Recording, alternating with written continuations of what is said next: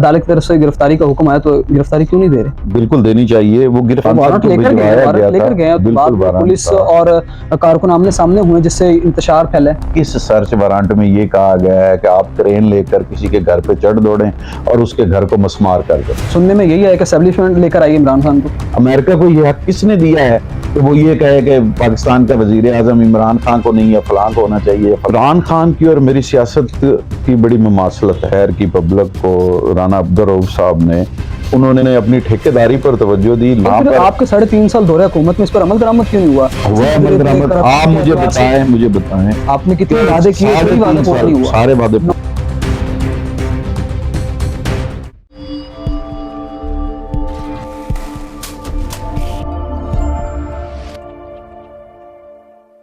अस्सलाम वालेकुम नाजरीन, AFM डिजिटल के साथ मैं हूं आपका मेज़बान फ़रहाद अली। नाजरीन, इस वक्त मैं मौजूद हूं बहावल नगर में। आज आपको हम मिलवाने लगे हैं एक ऐसी शख्सियत से जो डिप्टी सेक्रेटरी इत्तलाआत जनूबी पंजाब PTI से उनका ताल्लुक़ है, सुहेल खान से। आइए मिलवाते हैं।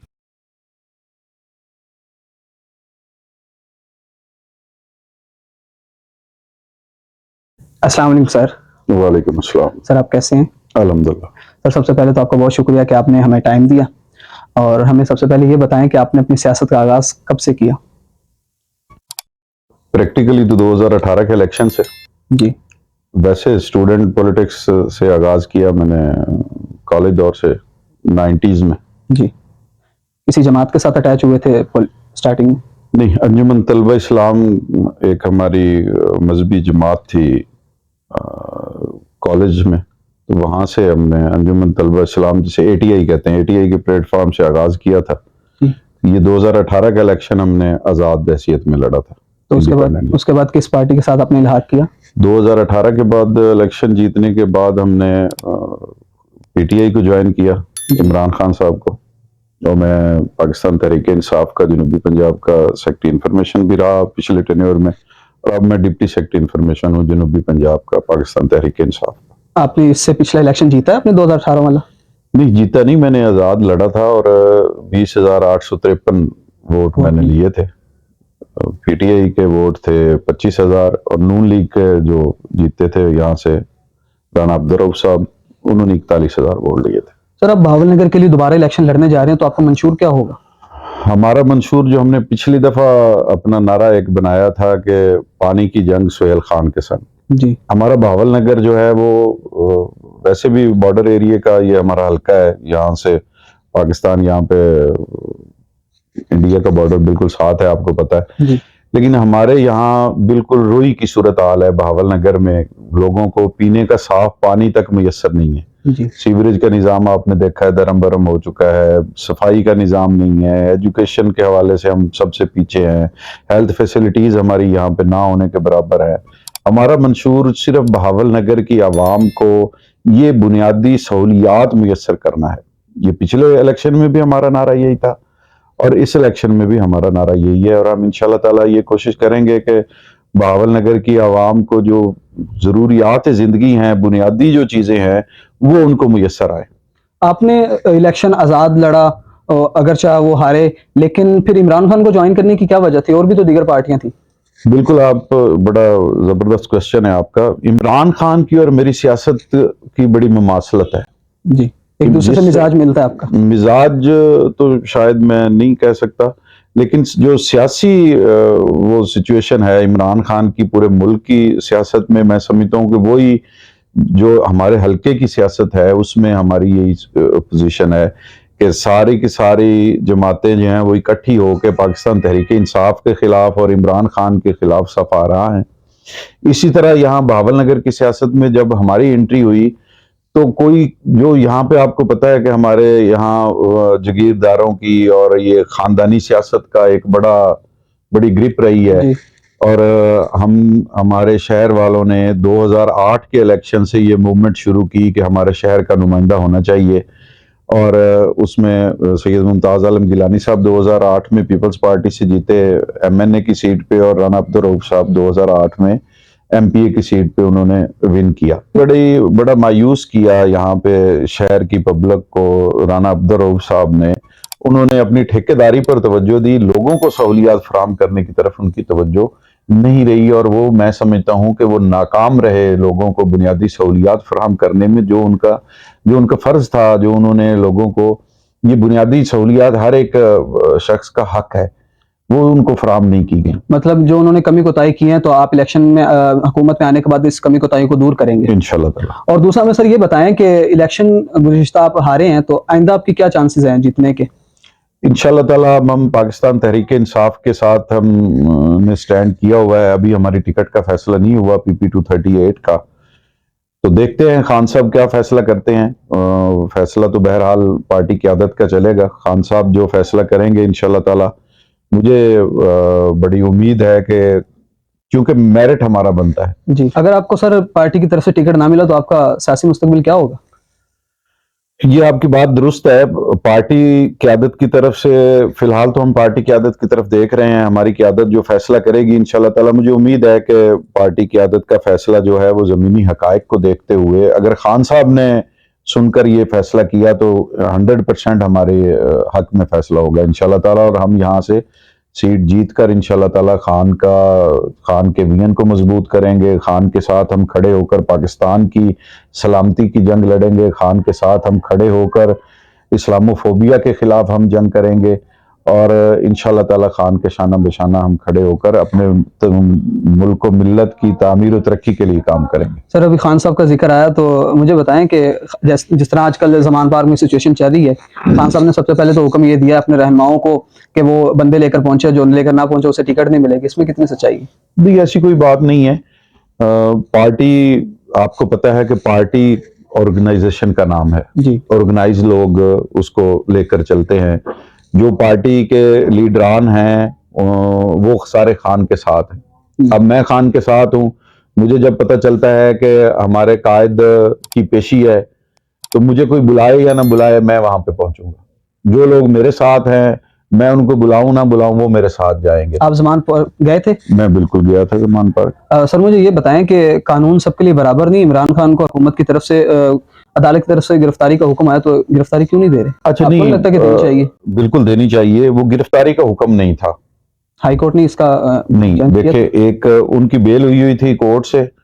कोर्ट ने उनके सम्मन भिजवाए हैं, उसकी तामील होनी थी कि फलां तारीख को आपने अदालत में आके पेश होना। ये आम रूटीन की बात है। यहाँ पे भी ऐसा होता है कि एक आदमी का केस चल रहा है किसी का, तो वो कोर्ट ने उसका सम्मन भिजवाया है, तो वो कोर्ट में अपीयर होके तो वहां पे अमूमन जज साहब ये कह देते हैं कि जो आपका पहले जामन आपने दिया हुआ था उसी मचलके को कैरी ऑन कर लें। अदालत तो बार-बार हुक्म दे रही है, मांग लेते हैं। अदालत तो बार-बार हुक्म दे रही कि खान गिरफ्तार साहब करें। को नहीं, गिरफ्तारी का हुक्म नहीं था, समन खान साहब वारंट को लेकर गए, भिजवाया वारंट गया लेकर था। गए, तो बाद बिल्कुल में वारंट पुलिस था। और कारकुन आमने सामने हुए, जिससे इंतशार फैला है। बिल्कुल ऐसे ही जैसे अब इस्लामाबाद कल वाली पेशी पे खान साहब गए हैं, इस्लामाबाद जुडिशल कम्प्लेक्स में। खान साहब अभी गाड़ी में बैठे थे, इन्होंने शेलिंग शुरू कर दी। वहां पर इतनी फोर्सेस लगाई गई थी, उन्होंने जाकर किसी हमारे पाकिस्तान तहरीक इंसाफ का, जो सबसे पहले समझने वाली बात यह है कि पाकिस्तान तहरीक इंसाफ का जो वर्कर है वो इंतशार पसंद वर्कर है या वो अमन का दाई वर्कर है। सर पुलिस के आमने सामने कितने लोग जख्मी हुए? मैं यही आपको, अगर मुझे आप कंप्लीट करने देंगे मेरा जुमला, तो आपकी सारी बात उसमें आ जाएगी कि पाकिस्तान तहरीक इंसाफ का जो वर्कर है वो इंतशार पसंद वर्कर नहीं है। ठीक, पाकिस्तान तहरीक इंसाफ का जो वर्कर है, पाकिस्तान तहरीक इंसाफ के जो कायदीन है, वो मुहिब्बे वतन क़यादत भी है और वो मुहिब्बे वतन वर्कर भी है। उनका नजरिया कभी भी ये नहीं रहा इंतशार का, जलाओ का, घेराव का। पाकिस्तान तहरीक इंसाफ ने जितने पब्लिक गैदरिंग्स की हैं, जितने जलसे किए हैं, जितनी रैलियां निकाली हैं, इतनी सारी जमातों के जलसे और रैलियां निकाल लें तो उनकी तादाद उससे कम होगी। लेकिन आप देखें कि कभी किसी ने एक गमला तक नहीं तोड़ा। अब जो जुडिशल कम्प्लेक्स वाली में बात आप कर रहे हैं, जुडिशल कम्प्लेक्स की पेशी पर जब अपने महबूब कायद को खुशामदीद कहने के लिए, उनके साथ इजहार यकजहती के लिए वहां पर लोग इकट्ठे हुए, उन पर जब शेलिंग शुरू कर दी गई, उन पर जब वाटर कैनन से हमला कर दिया गया, उन पर रबड़ की बुलेट्स चलाई गई, तो आगे से पब्लिक ने उस पर रेजिस्ट किया और जो पथराव की और उसकी सिचुएशन हुई। अगर पुलिस की जानब से उन पर तशद्दुद और ये शेलिंग और लाठीचार्ज ना किया जाता तो वहां पे किसी तरह इंतशार का कोई मामला नहीं था। इस कदर वहां पे शेलिंग की गई, आप अंदाजा लगाएं के कोर्ट के नुमाइंदे को खान साहब की गाड़ी तक आके एसपी साहब को उनके अटेंडेंस शीट पे उनके सिग्नेचर्स लेने पड़े, वो बाहर नहीं जा सके, वो वहां उन तक नहीं पहुंच सके। ऐसी कौन सी वहां पे ये कोई बॉर्डर एरिया पे कोई जंग लगी हुई हुकूमत कहते थी? हैं कि रेड जोन जब लगाया था, खान की सिक्योरिटी का मसला था, उन्होंने तैनात किए फोर्सेज, लेकिन फिर भी कारकुन रेड जोन को क्रॉस करके आगे आए हैं, तो फिर जाहिर सी बात है। रेड जोन नहीं था, खान की पेशी पर उन्होंने सेक्शन 144 वहां पे इम्पोज की थी, उसकी जरूरत नहीं थी। अगर वो की भी थी, मेरा बात करने का मकसद ये है कि पाकिस्तान तहरीक इंसाफ के वर्कर ने जाकर वहां पर वायलेशन इस अंदाज में नहीं की कि उन्होंने जाकर पुलिस को देख के उस पर पथराव शुरू कर दिया हो या उन्होंने उन पर फायरिंग शुरू कर दी हो। जब पुलिस की जानब से वाटर कैनन का इस्तेमाल किया गया, शेलिंग की गई, तो फिर क्राउड जब इधर उधर भागा है तो किसी ने कोई पत्थर मार दिया या कुछ ऐसा हुआ। सर वो तो पेट्रोल बम फेंके गए हैं पुलिस एहलकारों पर, नहीं, वो भी किसी के बेटे हैं, तो आप देखे जाए कि नहीं, वो हमारे बेटे हैं। मुलाजिम, आपको क्या लगता है कि वो हमारे बेटे हैं, हम ही में से हैं। पेट्रोल बम देखें, जो आईजी साहब ने अपने इंटरव्यू में बैठकर पेट्रोल बम दिखाए हैं जी, आप मुझे बताएं कि पेट्रोल बम प्लास्टिक की बोतल्स में नहीं, शीशे में। आईजी साहब दिखा रहे हैं प्लास्टिक की बोतल में पेट्रोल बम बना हुआ। यार को खुदा का खौफ करें। आज जो सोशल मीडिया की सूरत हाल है, आज पाकिस्तान वो 80s और 90s की दिहाई वाला पाकिस्तान नहीं है, ये 20 की दिहाई वाला 2023 चल रहा है। और हमारी जो ये पीडीएम की जमातें हैं और जो भी लोग हैं, ये इस फिनोमेना से और अपने ड्राइंग रूम से बाहर नहीं निकल पा रहे हैं। आज वो सूरत हाल नहीं है। आज सोशल मीडिया पे देखें, हर बंदा आजाद है, हर बंदा अपने दिल की बात कह रहा है, हर बंदा जो फील कर रहा है वो उस पे उसके एक्सप्रेशंस वो अपने उस पे दे रहा है। ये आज भी जो है वो 70s और 80s की दिहाई वाली सियासत कर रहे हैं। मीडिया चैनल्स पर पाबंदियां लगाई जा रही हैं, जर्नलिस्ट्स को गिरफ्तार किया जा रहा है, अरशद शरीफ को शहीद किया गया, राहत सदीक जान को उठाकर, सादा कपड़ों में कुछ लोग थे वो उठाकर ले गए, ना कोई एफआईआर, ना कोई वारंट, ना कोई। मोहम्मद खान भट्टी साहब को गिरफ्तार किया गया जो प्रिंसिपल सेक्रेटरी थे साबिक वजीर आला पंजाब के। क्या कुछ ये नहीं किया जा रहा, आप बताएं। ये सब कुछ कानून के मुताबिक हो रहा है। आपके कहने का मकसद ये है कि अगर पुलिस हुक्म मानकर जाती है तो आपके कारकुन हजरात उन पर जवाबी कार्रवाई कर सकते हैं, जवाबी उन पर फेंके वगैरह, ठीक है? मतलब मेरा कतई ये मकसद नहीं है और ना मैंने ये कहा है। मैं ये कह रहा हूं कि पुलिस जब जा रही है किसी लीगल कार्रवाई के लिए, अगर वो वहां जाकर पुलिस पहले ये शेलिंग और पथराव शुरू कर देती है, कारकुन पहले सामने आ रहे हैं, पुलिस जब जा रही है, पुलिस ने तो बाद में शेलिंग की है ना, अब कारकुन सामने आ जाते हैं उसके। ऐसा नहीं हुआ। फिर किस तरह हुआ? मैं बता रहा हूँ जिस तरह हुआ है कि वर्कर गए हैं अपने कायद के इस्तकबाल के लिए, जमान पार्क उसके में तो साथ इजहार यकजहती के लिए, वहां भी उसके साथ इजहार यकजहती के लिए वहां पर लोग मौजूद थे। इन्होंने जाकर, आप मुझे बताएं कि जब खान साहब जब इस्लामाबाद गए हैं तो बाद में ये सर्च वारंट लेकर गए हैं, आप मुझे बताएं कि किस सर्च वारंट में ये कहा गया है कि आप क्रेन लेकर किसी के घर पे चढ़ दौड़ें और उसके घर को मसमार कर दें? वो ये सर्च वारंट है। हुकूमत तो यही कहती है कि कानून और अदलिया इनके सामने, हम तो इस बारे में कोई शामिल नहीं। मैं हुकूमत की बात तो नहीं कर रहा, आप मुझसे पुलिस की बात कर रहे हैं। मैंने भी पुलिस की बात की है कि पुलिस जिसके भी हुक्म से गई है, सर्च वारंट का मतलब ये होता है कि आप क्रेन ले जाएं और मेरे घर के सर्च वारंट अगर पुलिस लेकर आती है तो वो यहाँ पे क्रेन ले आए और मेरे घर को मसमार कर दें। नहीं, हकीकत नहीं है। तो फिर इमरान खान के एंटी एस्टेब्लिशमेंट बयानी के बारे में आपकी क्या राय है? इमरान खान का बयानिया एंटी एस्टेब्लिशमेंट नहीं है। इमरान खान ने भी बारहा कहा है, इमरान खान का बयानिया सुनने में यही है कि एस्टेब्लिशमेंट लेकर आई इमरान खान को। अच्छा, ये तो हमारी पब्लिक की एक वो है, अपनी ओपिनियन है। हमारी पब्लिक कहती है कि एस्टेब्लिशमेंट के बगैर कोई इक्तदार में नहीं आ सकता, एस्टेब्लिशमेंट के बगैर कोई इक्तदार से निकल नहीं सकता, जिसको भी लेके आइए एस्टेब्लिशमेंट लेके आइए। ये अपनी पब्लिक की अपनी अपनी ओपिनियन है। निकलने के बाद इक्तदार से फिर इदारों को क्यों बुरा कहा जाता है? अगर इदारे को कभी भी इदारे को बुरा भला नहीं कहा गया, ना इमरान खान ने कहा है, ना ही पाकिस्तान तहरीक इंसाफ के किसी भी लीडर ने कहा है। इदारे, अगर किसी पर तनकीद की गई हो इदारे में से, तो किसी इंडिविजुअल, किसी एक शख्स पे, उसकी शख्सियत पर की गई होगी। पाकिस्तान तहरीक इंसाफ की जानिब से एक बंदे की पूरा इदारा बदनाम नहीं, कतन नहीं है। देखें सोसाइटी जो है, मुआशरा जो है, वो फर्द वाहिद उसकी इकाई है जी। आप हैं, मैं हूं, वो है, हम जब मिलेंगे ये इकाइयां तो हम मुआशरा बन जाएंगे। इसी तरह इदारे जो हैं वो अफराद के मिलने से इदारे बनते हैं। एक शख्स के अच्छा होने से ना इदारे अच्छे होते हैं, ना एक शख्स के बुरा होने से इदारे बुरे होते हैं। इदारों में जो लोग बैठे हैं वो हमारे ही बहन भाई बुजुर्ग हमारे ही हैं, हम ही में से हैं।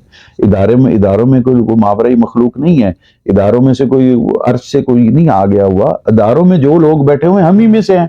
कोई आपका भाई है, कोई मेरा भाई है, कोई मेरा बाप है, कोई मेरी बहन है, कोई मेरी को बीवी है, वो उसमें जॉब कर रही है, किसी की को बीवी है, किसी की बहन है।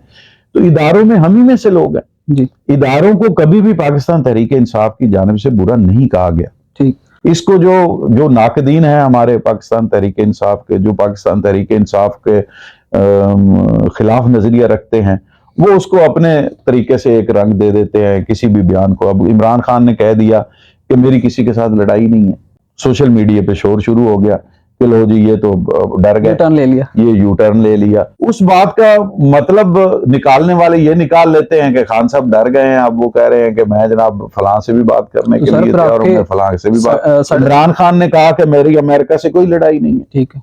उस पर शोर मच गया कि जी अब ये क्या हो गया।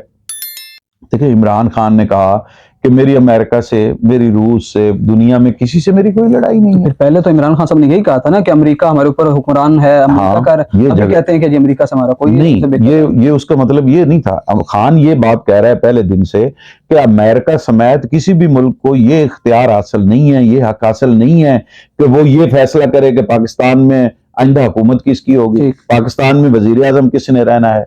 रजीम चेंज के हवाले से वो बात कर रहे हैं कि अमेरिका को ये हक हासिल नहीं है। अमेरिका को ये हक किसने दिया है कि वो ये कहे कि पाकिस्तान का वजीर आजम इमरान खान को नहीं है, फलां को होना चाहिए, फलां को नहीं फलां को होना चाहिए।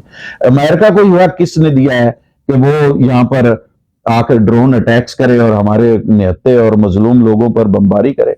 हमारे यहाँ पर तो हम इस मुसीबत से नहीं गुजरे, हमें अंदाजा नहीं है। आप चले जाएं, जाके देखें अफगानिस्तान में, आप पूछें अपना बलूचिस्तान के लोगों से जाके पूछें, कोयटा के लोगों से जाके पूछें, आप सरहद के लोगों से जाके पूछें कि वहां पर आपके 3.5 साल दौरे हुकूमत में इस पर अमल दरामद क्यों नहीं हुआ? अमल दरामद आप मुझे बताएं आपने कितने वादे किए? सारे वादे पूरे हुए। 3.5 साल सर मैं आपको बताता हूँ कितना, वो मेरे पास अब फिगर नहीं है, मैं आपको बताता। हमने एक बकायदा बुकलेट छापा है जी, पाकिस्तान तहरीक इंसाफ के जो इंफॉर्मेशन डिपार्टमेंट था पंजाब का, उन्होंने बकायदा एक बुकलेट छापा था। ठीक है, वो मेरे पास उसकी कॉपी पड़ी हुई है, मैं इंटरव्यू के बाद आपको दे दूंगा कि हमने यहाँ पर क्या क्या डेवलपमेंट्स की, कितने तरक्याती काम हुए, कितने लोगों को नौकरियां दी गई। आप मुझे बताएं, हम बात कर रहे थे अमेरिका के हवाले से, ड्रोन अटैक्स के हवाले से। पाकिस्तान तहरीक इंसाफ के दौर में, जब तक पाकिस्तान तहरीक इंसाफ के चेयरमैन इमरान खान वजीर आजम इस्लामी जमहूरिया पाकिस्तान रहे, कोई ड्रोन अटैक हुआ? तालिबान के हवाले से पूरी दुनिया ने पाकिस्तान को कहा कि हमारी बैठकर आप हमारी बात करवाएं उनसे, हम उनसे वो करना चाहते हैं, बैठ के निगोशिएशन करना चाहते हैं अफगानिस्तान से अपने पूरा मन इनखला के लिए। वो एक बड़ी लंबी चौड़ी अलग डिबेट है।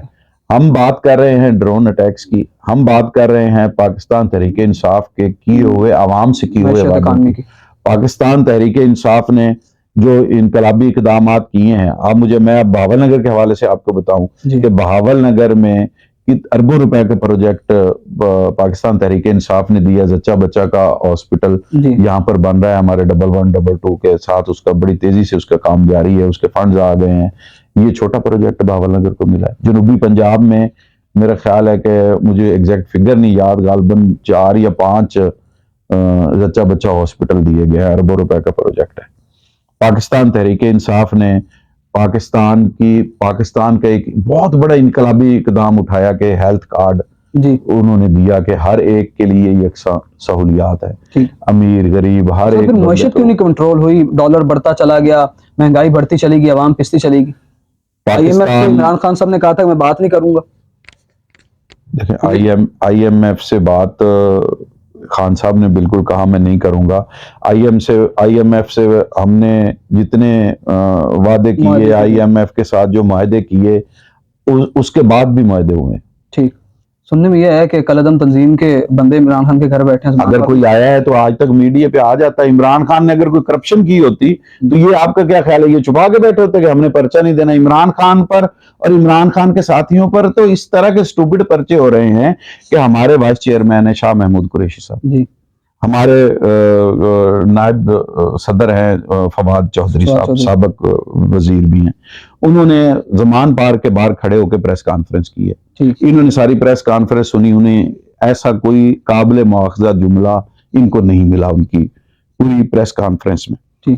अब उन्होंने उन पर FIR क्या दे दिया कि इन्होंने जमान पार्क पर खड़े होकर प्रेस कॉन्फ्रेंस की है, जिसकी वजह से ट्रैफिक के फ्लो जो है वो मुतासर हुआ है। तो इन्होंने जनाब वो रोड ब्लॉक कर दिया और उन पर वो पर्चा दे दिया। सर अब पाकिस्तान तहरीके इंसाफ के खिलाफ सारी की सारी हुकूमत लगी हुई है। अब तक आप मुझे बता दें पाकिस्तान तहरीके इंसाफ के किसी एक लीडर पर, किसी एक वर्कर पर कोई काबिल मुआखजा कोई इन्होंने कुछ निकाला हो, उस पर कोई ऐसा पर्चा दिया हो कि उसने ये करप्शन की है। सर जिले शाह की मौत हुई है, आपके सियासी कारकुन हैं PTI के, इसलिए पुलिस की तरफ से हुआ या एक हादसा था? बिल्कुल हादसा नहीं था, इसको उसका वो बिल्कुल कत्ल किया गया है। आप देखें उसकी फुटेज मौजूद है कि वो बिल्कुल सही सलामत गाड़ी में बैठा हुआ है, हंसता मुस्कुराता हुआ पुलिस वैन में जा रहा है। फिर उसको 6 मुलाजमीन उठाकर ला रहे हैं। उसकी आप मेडिकल रिपोर्ट देख लें, उसके जिस्म का कोई हिस्सा, उसके जिस्म का कोई एक हिस्सा ऐसा नहीं जिस पर तशद्दुद के निशानात ना हो। उसकी मौत वाकया हुई उसकी ये उसके हेड इंजरी की वजह से कि उसके सर पे इतनी जोर से जरब मारी गई जिससे उसकी मौत वाकया हुई। तो वहां मौजूद जब डेड बॉडी आई तो वहां आपके एक रहनुमा मौजूद थे, वो कहने लगे कि हादसा था। नहीं, कतन ऐसी बात नहीं, हादसा नहीं था, ये बिल्कुल प्री प्लान कत्ल है। अब उसकी ऑडियो लीक हुई है, आप देखें सोशल मीडिया पे चल रही है कि जी हमने इसके 3-4 बंदे पकड़े हुए हैं, उन्होंने कहा इन्हीं में से किसी को मार के फेंको। अच्छा सर, अगर आपकी अब हुकूमत दोबारा आती है तो अब मजीद आप क्या अमली जमा पहनाएंगे, इक़दाम क्या करेंगे, जो पहले आपकी कमी कोताहियां रह गई उनको किस तरह मजीद बेहतर? पाकिस्तान तहरीके इंसाफ की हुकूमत अगर आती वाली बात नहीं है जी, अगली हुकूमत इंशाल्लाह ताला पाकिस्तान तहरीके आपको लगता है इलेक्शन होंगे? इंशाल्लाह ताला क्यों नहीं होंगे। पाकिस्तान का जो कानून है, पाकिस्तान का जो आइन है, वो इस बात की उसमें कोई गुंजाइश नहीं है जी। इनके पास और क्या रास्ता है, ऐसे का इलेक्शन होंगे और इलेक्शन के नतीजे में गवर्नमेंट पाकिस्तान तहरीके इंसाफ की इंशाल्लाह ताला आएगी और पाकिस्तान तहरीके इंसाफ की गवर्नमेंट अवाम को रिलीफ देने के अपने मंसूबाजात, अपने प्लान, अपने प्रोग्राम वहीं से शुरू करेगी जहां से इन्होंने रेजीम चेंज की सूरत में उसको मुनक़द करवाया था। बहावल नगर के अवाम के लिए कोई खास पैगाम अगर आप? बहावल नगर की अवाम के लिए मैं ये पैगाम दूंगा कि हम आपकी जंग लड़ रहे हैं, हम बहावल नगर की आवाम की लड़ाई लड़ रहे हैं। हम बहावल नगर की आवाम को वो बुनियादी सहूलियात देना चाहते हैं जो उनका हक है, जो उनको नहीं दी गई। जो बहावल नगर की आवाम को ठेकेदारी की सियासत में उलझाया गया, हम उससे बहावल नगर की सियासत को निकालना चाहते हैं, बहावल नगर की आवाम को उससे निकालना चाहते हैं। बहावल नगर में तरक्याती मंसूबों में क्या मजीद बेहतरी लाएंगे? जब बहावल नगर के यहाँ पे सर्वे किए गए तो हेपेटाइटिस C और B और किडनी के प्रॉब्लम्स के मरीज जो यहाँ पे ज्यादा निकले, उसकी वजह सिर्फ और सिर्फ हमें पोर्टेबल वाटर की नॉन अवेलेबिलिटी है। हमें साफ पीने का साफ पानी यहाँ पर मुयस्सर नहीं है।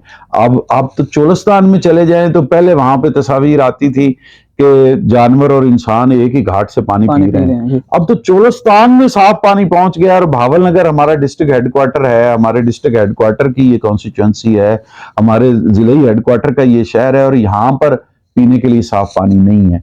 आप जाकर देखें, आप किसी दिन अपना कैमरा लेकर जाएं, बहावल नगर की किसी लोकेलिटी में चले जाएं, फरुखाबाद चले जाएं, इस्लाम नगर चले जाएं, सीवरेज का निजाम तो बिल्कुल ना, सीवरेज नहीं है। आप किसी के घर का जाकर जो नल है सरकारी पानी का उसको खोल कर देखें तो उसमें से कोक निकलेगी, पानी नहीं है, वो पीने वाला पानी नहीं है। जो आदमी पानी अफोर्ड करता है तो वो बाजार से खरीद कर पानी पी रहा है। किसी को गवर्नमेंट की तरफ से साफ पानी पीने का मुयस्सर नहीं है बहावल नगर में। हम इस बात की जंग लड़ रहे हैं। हम बहावल नगर की आवाम को बुनियादी सहूलियात देना चाहते हैं, हर तरह की बुनियादी सहूलियत, पीने का साफ पानी, सीवरेज का निज़ाम, सफाई का निज़ाम, जो सारा बहावल नगर फ्लित टीपू बना हुआ है। हम बहावल नगर को खूबसूरत और पनपता हुआ, फलता फूलता हुआ शहर देखना चाहते हैं। हम बहावल नगर की आने वाली नस्लों को तंदुरुस्त व ताबाना देखना चाहते हैं। हम बहावल नगर की आने वाली नस्लों को एजुकेटेड, पढ़ा लिखा और सेहतमंद देखना चाहते हैं। हम ये जंग लड़ रहे हैं और मैं बहावल नगर की आवाम से ये गुजारिश करूंगा कि वो हमें एक मौका दें और वो देखें कि हम अपनी इन बातों को किस हद तक पूरा करते हैं। अगर हम अपने इस एजेंडे को पर कायम रहें, हम अपने इस एजेंडे पर बिल्कुल मनोअन अमल करें, तो पब्लिक हमारे साथ बिल्कुल स्टैंड करे। अगर बहावल नगर की आवाम ये समझे कि हमने भी राना अब्दुल रऊफ साहब की तरह जो है वो ठेकेदारी की है और हमने सिर्फ अपनी जेब भरने की कोशिशें काविशें की हैं और बहावल नगर की आवाम को हम कोई सहूलत फराहम नहीं कर सके, तो उनके पास ये इख्तियार हासिल है वोट की पर्ची के जरिए हमारा एहतसाब करने। बहुत शुक्रिया सर, ये हमारे साथ मौजूद थे डिप्टी सेक्रेटरी इत्तलाआत जनूबी पंजाब सुहेल खान साहब। मिलते हैं अगली वीडियो में, तब तक अल्लाह हाफिज़।